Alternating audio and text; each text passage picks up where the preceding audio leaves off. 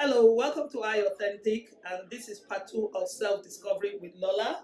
Hello again. Hi, in this video, we are going to talk about emotions. Yes. Emotions. Your emotions. My emotions. Oh my gosh, my emotions. Okay, all right. So you wanted to do the interviewing this time, isn't Absolutely. it? Okay. I think having worked with you for a long time, one of the things I wanted to talk about and I wanted to share with your viewers as well is how you manage your emotion. Where do you go to with your emotion? Because obviously we talked earlier on in the previous video about you wearing many hats as a wife, as a mother, and as somebody who works, and also as a carer. And there's a lot that you juggle. And I was just wondering how you deal with that, some of the challenges, and how do you deal with that with your kids? You know, how do you show your emotion or not? How do you express it or not? Well, emotions. Well, that's what makes us, isn't it? And I think I've shared in my previous video, the one with Chris and Fola, in which I was talking about how I was angry with Chris, in how he was dealing with the condition. I wanted him to fight it angry with him about the condition or angry with the condition? No, I wasn't angry at the condition because we kind of knew what it was. We had seen his father exhibit the same symptoms. But I thought he would fight it in a different way than his father would. And he would fight it the way I would. You want him to fight it. And then I realized that, well, it took a long time. So when I say I realized, it's not like it was a quick thing for me to come to terms with the fact that Chris is different and I am different. Absolutely. So he's going to deal with it in a different way. So I stopped being angry at him then, and then time went, and I was allowing him to do his own thing and get to grips with it. And at that time he was also working, and then he stopped working because it was really becoming too much. And one day I think I suddenly looked back and I thought, we had plans. What happened to our dreams? And I didn't realize I had now become resentful. And I shared that in another video with Fola that's coming up soon. And I became resentful. But I did not know I was resentful at him. So we were having these issues. And one day I sat down with Fola and she said, so you're going to forgive Chris. And and I'm thinking, why am I forgiving him? He said, no, because he has moved from the person you married to somebody else. So you have to forget the old. Not deliberately, though. Exactly, not deliberately. Okay. So you have to forget the old Chris and forgive him for the dreams that you guys had and you will never get, and start looking at new dreams. And that was hard. Oh, both of us cried. Why was that hard for you? Because what was actually hard was when she said, and you have to write it down. Just like you had to write exactly. I thought, if I write it down, that means, if I write it down, I can't go back to it because I'm writing it down. I'm writing, and she said, write everything. I forgive you for this. I forgive you for this. She said I should write everything down. And I'm thinking, gosh, if I write all that down, that means I can never get angry at him for that. Okay, yeah. I can't. Because you've actually said you forgive him. Yes, exactly. Yes. And that was a crutch for me to hold on to. And I was letting it go. I was thinking, if I let it go, then what happens, And it was... You have nothing else to hold on to. I have nothing else to hold on to. I can't be angry at him. I can't be angry at him. I can't, And I did... And the most important thing was, I did not know I was angry until it was pointed out to me. I did not know I was resentful until it was pointed out to me that you are resentful. You need to forgive him and accept the new Chris. Yeah.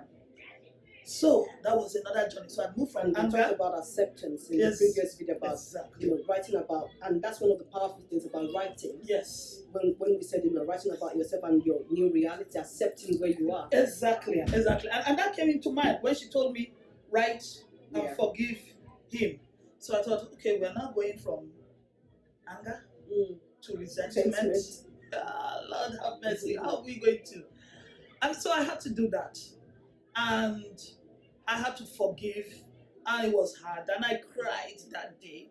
But then I had to let go. And also, I was crying because I was letting go of the person I married. Yes. to accept a new person. Yeah. And when you are dealing with somebody with a disability or whatever, they change, no matter how you look at it. I mean, normally you already change in marriage, you already change as you mature, but they really change. And I had to start accepting this new person, which I didn't realize later on that it wasn't what I wanted to do. I wanted to hold on to the old Chris, you know, the Chris I fell in love with. And then I had to fall in love with the new Chris. Yes. You know? We're children. And that's a powerful emotion as well. Exactly. Absolutely. We are children. I have to fall in love with the new Chris. You know? The new Chris, before we could talk and talk and talk and talk and talk, the new Chris doesn't talk and talk and talk and talk and talk. In short, I think just before then, we went out for dinner one evening. And I did all the talking. And I was so annoyed. And I thought, we're not going out to dinner again.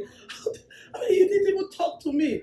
You didn't even talk to me. And so what do you do with all this emotion? What do you do with it? So once I had moved into that and I was now in a comfortable place in our marriage and in my love with him, I learned, and then I now found one of the things I've always liked is music. So when I get angry with anything, with him, or I get upset with him, or just for something he has done, not because of anything else, or or the children, I just, depending on how it is, if I need just to get back to myself and my thoughts, I just listen to jazz. Once my room door is closed, they know they can't come into my room. Because if anybody comes to the room, I just say, shut the door on your way out. I don't even say, just shut the door on your way out. I just listen to my music. I just lie down on the bed and just listen to music. Or if I'm in the car, depending on the mood, hip hop, loud, and I just start thinking that, especially when I'm angry with Chris, then I play some oldies, and then I imagine and I dream about the time when he will dance again, and both of us will be dancing again to the music and everything. And that is how that's how I cope with the emotions, And as any, your kids, have they seen you in that way? Do you think they felt anything? No, I don't think they've. I don't know. They haven't actually. I've managed. I think because we grew up in a culture where we never see our parents argue. Yes. We never see our parents. Now they've heard us argue, but they've never heard us argue to the point of where it's like a screaming match and all that, And they've never seen me upset with Chris. So I managed to hide that very, very well. And if they're around, then I'll just kill the man. So what sort of things do you do differently now in terms of your emotion? When you're upset, because like we said, there are times as a human being, you have times when you're low, you have times when you're high. Yes. How do you balance that? What do you do with that? What things do you do differently? Well, now I try and write more. Write more. I'm glad to hear that. I'm glad to hear that. It's on record now.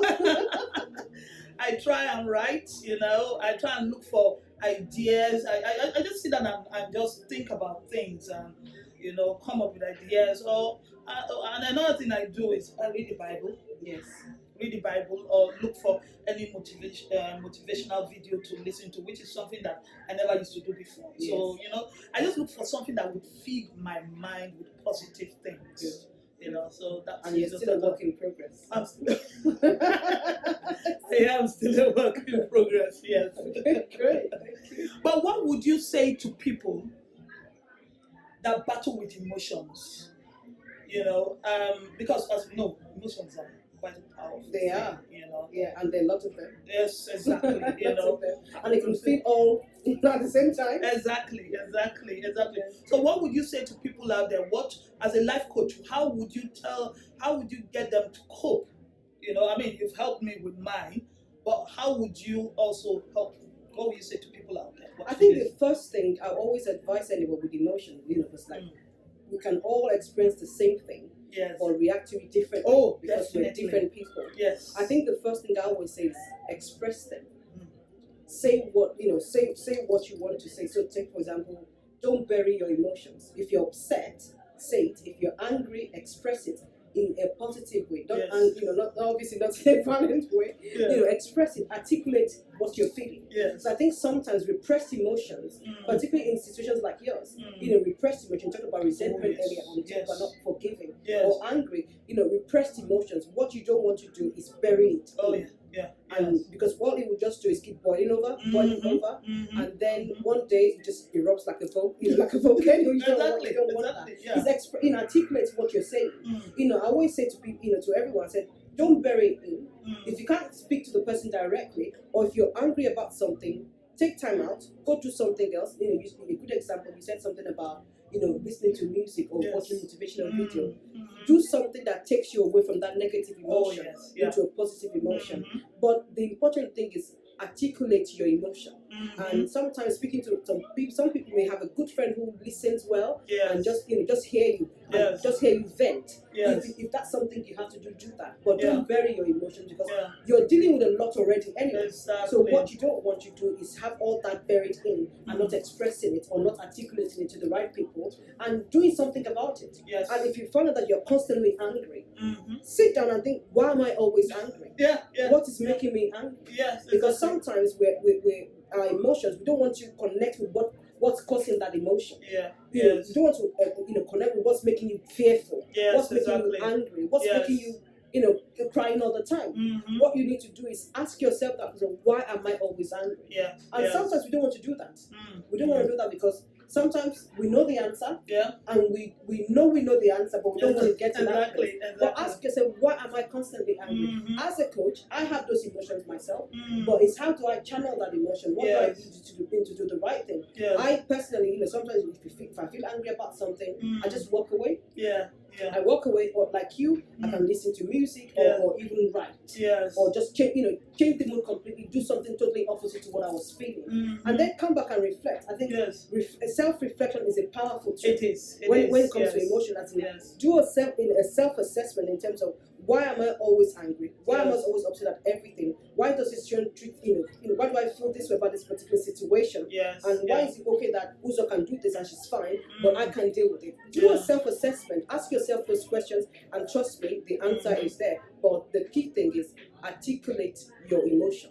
Say it, don't repress it. I think also what you don't want to do is, because it's physically tasking caring for someone, so what you don't want to do is add any mental issue to that as well. So it's important that you express it, that you talk about it, and sometimes when you can't talk about, like I said, write about it, and I think that helps as well. It's almost like it feels like therapy, or speak to people. Wow, that's a big one. It's a lot. I mean, we're just touching the surface. We're not scratching the surface. Absolutely, it's a lot more than that. It is. It's a lot more than that. Oh, thank you so much for that, Lola. So, if you have any questions, do you have any more questions for me? Not for now. Maybe next video. Maybe the next video. But if you have any questions or any comments, please put them in the comment section at the bottom of the video. We'd love to hear from you. And if you have any questions or you want to know about Lola, I mean, if you scroll down to the bottom of the video, also I will put some information about how to get in touch with her. I mean, she's absolutely amazing, and you're going to hear more and see more of her on this in these videos in I Authentic, because she is a big part of I Authentic. But thank you so much for Lola. Thank you for having me. Thank you so much for coming, and thank you so much for watching. Also, remember, if you've got any questions or anything you would like us to talk about, any issues you'd like us to talk about, please email i.authentic@gmail.com. Authentic with a double I, remember, @gmail.com. Thank you so much. Thank you, and please don't forget to share the video with your friends and family. Yes, please. Thank you. Thanks for that advice. It's always up to you. One advice or the other. Thank you so much. Thank you. Bye. Bye.